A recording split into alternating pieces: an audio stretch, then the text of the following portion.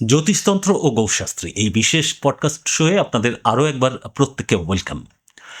আমাদের সঙ্গে যখন বিশেষজ্ঞ আছেন তাহলে কিছু কিছু ধারণার স্পষ্টীকরণ হওয়া দরকার, মানে স্পষ্টভাবে বিষয়টা বুঝে নেওয়া দরকার। সুযোগটাকে হাতছাড়া করলে চলবে না। আজও জ্যোতিষতন্ত্রের আরও অনেক কথা জানার জন্যেই এই পর্বের আয়োজন। আসুন অনুষ্ঠানের মূল পর্বে প্রবেশ করে আগে গুরুজির কাছ থেকে এই বিষয়গুলো জানি। তার আগে স্বাগত গুরুজিকে, নমস্কার।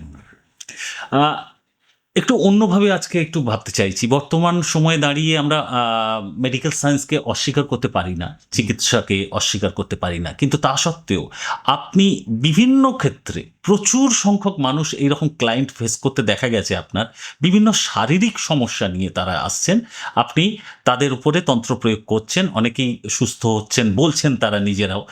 এই বিষয়টা নিয়ে এই বর্তমান আধুনিক সময়ে দাঁড়িয়ে তন্ত্রের এই প্রয়োগের এই দিকটা যদি একটু বলেন। এখন ম্যাক্সিমাম দেখা যাচ্ছে বাড়িতে কোমরে হাঁটুতে ব্যথা, এটা নিয়ে ভুগছেন।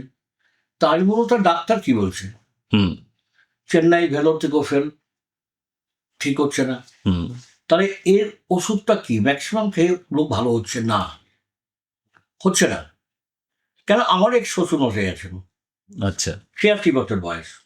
আমি বাইরের জগৎ দিচ্ছি না, আমি ঘরের জগৎটা নিয়ে বলছি। হ্যাঁ, আর এরকম ভালো লক্ষ্য হয়েছে, তারা আমার কামাখামা করেছে। আমি ঠাকুর দেবতা নিয়ে থাকি, হুম ঈশ্বরকে জানাই, মা একটু ভালো করো। তন্ত্রটা বাল্যকাল থেকে শিখেছি, প্রয়োগ করেছি, ভ্যারাইটিস জায়গায় প্রয়োগ করে ভ্যারাইটিস কাজ পেয়েছি। আমি 100% বিশ্বাস আমার, আমি জ্ঞানী, আমার জ্ঞান আছে, আমার বিদ্যা আছে, আমি নিজেকে নিয়ে শিওর। হ্যাঁ, আমি জানি। তাই এবার কথা হচ্ছে যে বাড়িতে দেখা যাচ্ছে ম্যাক্সিমাম পরিবারে, আমার যেমন শ্বশুরমশাই 86 বছর বয়স, উনি লাঠি নিয়ে এনে উপরে চলছেন। তা আমি তো শ্বশুর, আত্মীয় স্বজন, ভাই ফোঁটা এসব সবই ভুলে গেছি।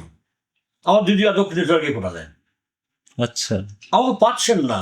এতটাই ব্যস্ত। অনেক উন্নত, তো আমার কাছকে এখানে আসতে হলো, টাইম দিতে হলো। হুম এটা একটা আমি অন্য কাজ করে একটা মেয়ের জীবন ভালো হতে পারে। খুব বাস্তব কথা। অবশ্যই আমি সময় দিই। আমি রাতেও ঘুমাই দুটোয়, 1 ঘন্টা ঘুমাই, বাকি আমার তান্ত্রিক ভ্যারাইটিস কাজ, ভয়ানক ভূত পেয়ে জ্যান ত্যান অবধ আত্মা জিন হ্যান ত্যান নিয়ে থাকি। তো এবার দেখা যাচ্ছে কোমর পা নিয়ে আমার শ্বশুরমশাই হাঁটতে পারছেন না, চেন্নাই গেছেন, ওখানে গেছেন। আমার বউ বলছেন, সেটা শুনছি, কিন্তু একদিন কি আমার বাড়িতে অশান্তি হয়ে গেল। তুমি ঘরের লোককে ভালো করছো না, তুমি বাইরের লোককে ভালো করছো। আমি সে মায়ের দেখছি ওই লোকটা ভালো হয়েছে, ওই লোকটা মিষ্টি নিয়ে আসছে। সত্যি তখন কথা। আমি বললাম যে কি করবো, কোন দিকে যাবো? হুম তখন বলছে আমার বাবার ঠিক করতে হবে।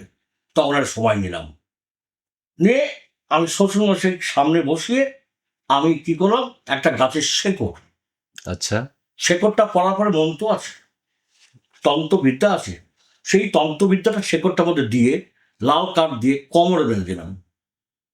1 সপ্তাহ পর ওটাকে আবার খুলে জলে দিয়ে আবার 1 সপ্তাহ পর শেকড়টা বাঁধুন, 3 সপ্তাহ বাঁধুন, তারপর ওকে। এখন আমার শ্বশুর সাইকেল চালাচ্ছেন, হেঁটে চলছেন, বাজার করছেন, মাঝখানে দেখা আমি গাড়ি নিয়ে যাচ্ছি, আমি সাইকেল নিয়ে যাচ্ছি। আচ্ছা দাঁড়ালাম, যেহেতু শ্বশুরমশাই আমার গাড়িটা চেনেন, পরে আমার বউকে বলবে, তোমার বউ, আমার বউকে দেখলাম এরকম গাড়ি নিয়ে যাচ্ছে, আমার সাথে কথা বলো, এটা অভিমান।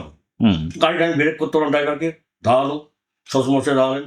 আমি কি বলে বাজার আর কি, কোমরে ব্যথা কি, হাঁটু ব্যথা কি, হুম তো খাই। তা সেইটাই আমি একটা বিদ্যা এখন আমাকে প্রয়োগ করতে হচ্ছে, কেন ঘরে ঘরে যেতে পারছি।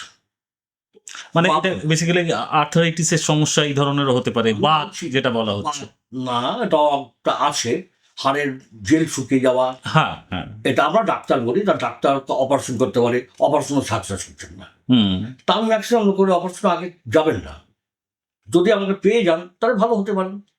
এবার আমি কিছু ব্যক্তিকে আমি বলছি যে আপনার যদি এটা নিয়ন্ত্রণ করতে পারে, তাহলে আপনার মাটা সুস্থ হবেন ব্যথা থেকে।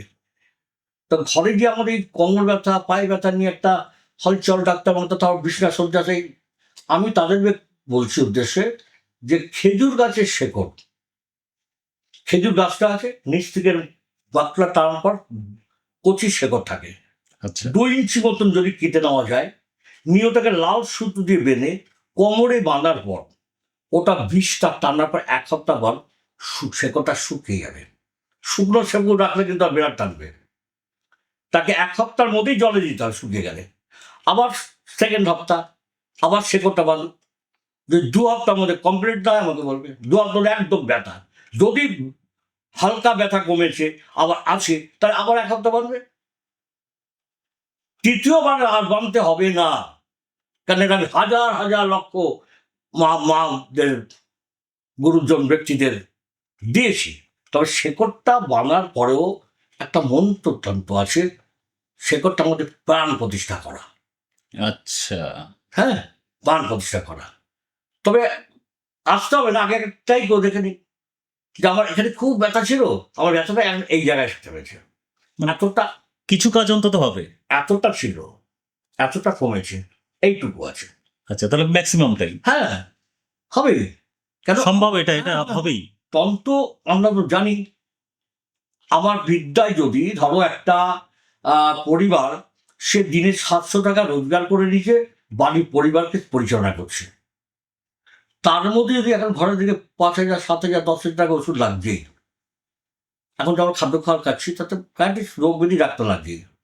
তা একজন 700 টাকা রোজগার করে যদি অসুস্থ থাকে মা, তার ডাক্তার টাকা যাবে না চাল কিনবে, ডাল কিনবে? খুব বাস্তব কথা। তো সেই জায়গাটায় আমাদের তন্ত্র আমরা কিন্তু দেখে মাকে দাঁড় করানোর দায়িত্ব। ঈশ্বর বলেন কর্ম করো ফল দেবো আমি, তো আমি কর্ম করি, পয়সা হায় হায় করি না কিন্তু, এই জিততে হবে, ওই জিততে হবে, এই জিততে হবে। আমি ভ্যান ট্রেনে রোজগার করে খাই, আমি এখন 1 লাখ টাকা চালিয়ে দিতে পারেন নাকি? না, আমি 16 আনাও নিতে পারি, 10-11 টাকাও নিতে পারি, দিও। এটা মার ঈশ্বরের দেওয়া জিনিস। কিন্তু এটা মার্জনা করবেন, একটু বাঁকা বাঁকা কথা বলি, অনেকেই এটা আবার বলবেন যে এরকম জ্যোতিষতান্ত্রিকদের কাছে গেলে নাকি গোচ্ছার খানিক টাকা পয়সা লাগে। আপনার কথায় তো সেটা আসছে। ভগবানে কি তোমাকে বলেছেন আমাকে ফুল দাও, আমাকে এই ভোগ চড়াও, বলেছে? সত্যি কথা। হ্যাঁ, আমি যে ভোগ পরিচালনা করে আমি নষ্ট করছি, বাইরে ভিখারিগুলো নাকে পড়ে যাচ্ছে। হ্যাঁ, আমাকে বলছে 1 সপ্তাহ জবামালা 3খানা দাও, নীলকণ্ঠমালা 2খানা দাও, রজনীগন্ধা 4টে চড়াও। কত টাকা ব্যয় করবে? নিচে একটা পঙ্গু একটা লাঠি লোক দাঁড়িয়ে আছে, হাত পাচ্ছে, বাবা বাবা 2 টাকা। সেখানে বাড়িটা সরিয়ে দিতে 500 টাকা ফুল কিনলে। হ্যাঁ, মায়ের ভোগ চাওয়া 1100 টাকা। মা বলেছে ঈশ্বর আমরাই, আত্মাটাই আমাদের ঈশ্বর। বাহ, মরে যাওয়া শান্তি, বেঁচে থাকাটাই অশান্তি। থ্যাংক ইউ সো মাচ গুরুজি। আরও একবার আপনাকে কোথাও একটা চেনা জানার সুযোগ হলো আমাদের এই পডকাস্ট শোয়ের মাধ্যমে। এতদিন তো বিভিন্ন মিডিয়ার আপনার কথা শোনা যায়, কিন্তু এই পডকাস্ট শোয়ে যেন আপনি আরও ভীষণভাবে আমাদেরকে আলোকিত করছেন। এটাই বোধহয় এই অনুষ্ঠানের প্রাপ্তি। এরকম আমাদের সাথে থাকলে এইভাবেই চেনা যেতে পারে, জানা যেতে পারে। সেটা আপনাদের সিদ্ধান্ত, কিন্তু সময় সিদ্ধান্তে এই মুহূর্তে আমরা থামছি। ভালো থাকুন সবাই, নমস্কার। নমস্কার। Yes.